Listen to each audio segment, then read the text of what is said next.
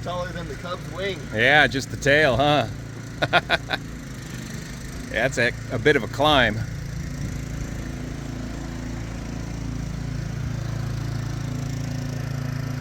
You know you're in a float plane when you've got floats.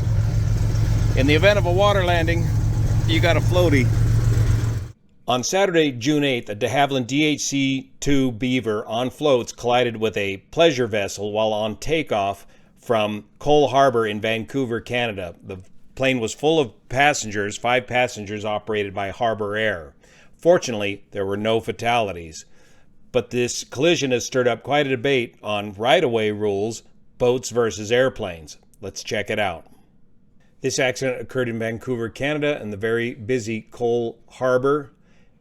The Harbour Air seaplanes are located right here, and they come and go right along this channel here. And right about here is the Burnaby Shoals Light. So as we watch this video of the collision on Twitter, there's the Burnaby Shoals Light located right here. Here's our Beaver on floats, and here's the boat that the aircraft is going to collide with. We're looking to the north.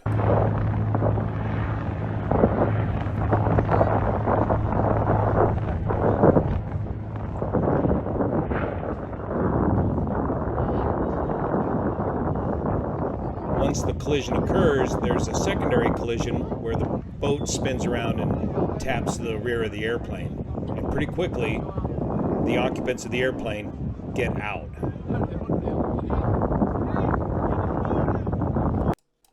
Watching from this angle, we can see the Beaver approaching the vessel in a typical nose-high attitude as the Beaver's kind of plowing through the water before they get the floats up on plane and get the nose lowered, reducing the pilot's visibility in the Beaver.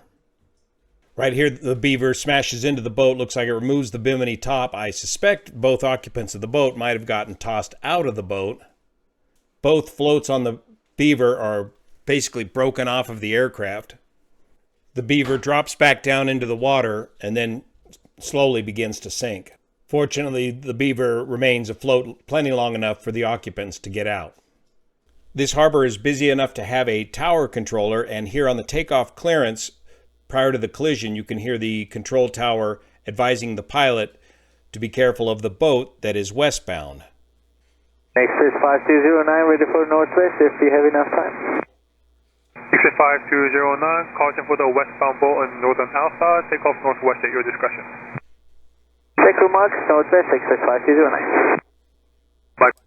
I didn't hear the pilot acknowledge about the westbound boat, but that apparently was the takeoff clearance just prior to the collision.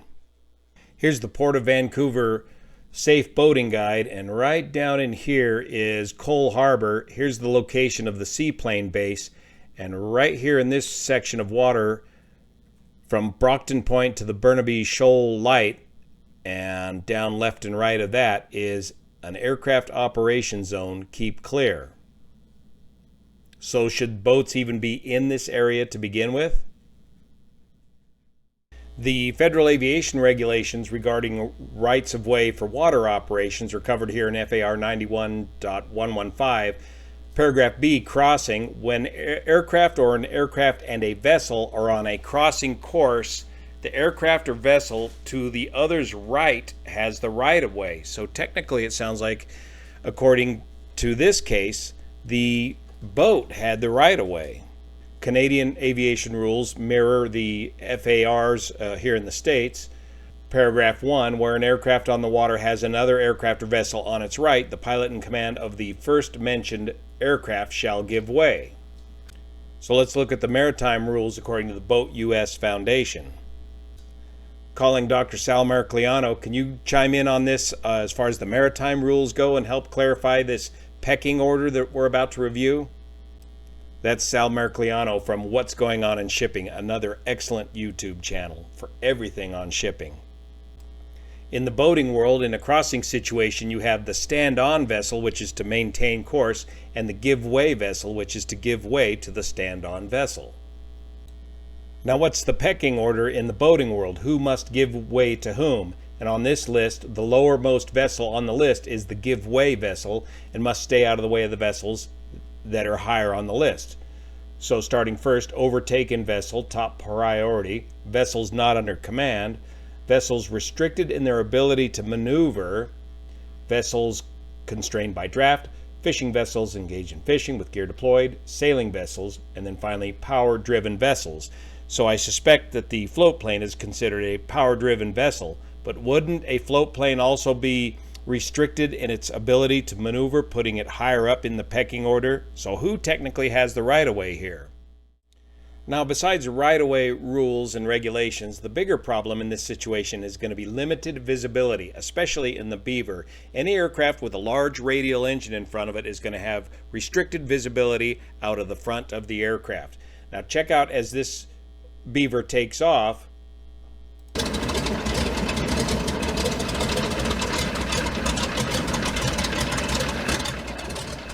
The pilot's best opportunity to see that boat would have been before he started the takeoff roll, while the aircraft is still relatively level on the water, because watch what happens as soon as you pour the coals to the Beaver.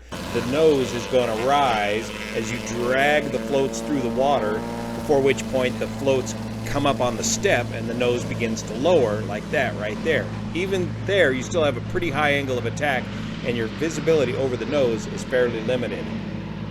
Note too how he also steps each float out of the water individually. Now let's look at it from inside the cockpit. Now this video clip comes from American Flyer, a DHC-2 Beaver amphibian float water takeoff landing in Florida. I think they're doing some training here.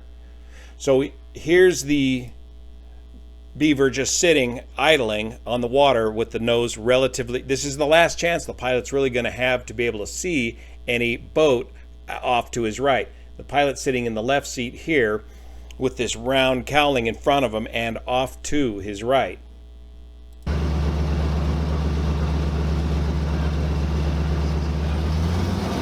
So as he adds power, watch what happens to the nose. The nose comes right up as the floats begin to plow through the water, and the nose remains at a fairly high angle of attack until the floats can come up on the plane. See the stick coming forward?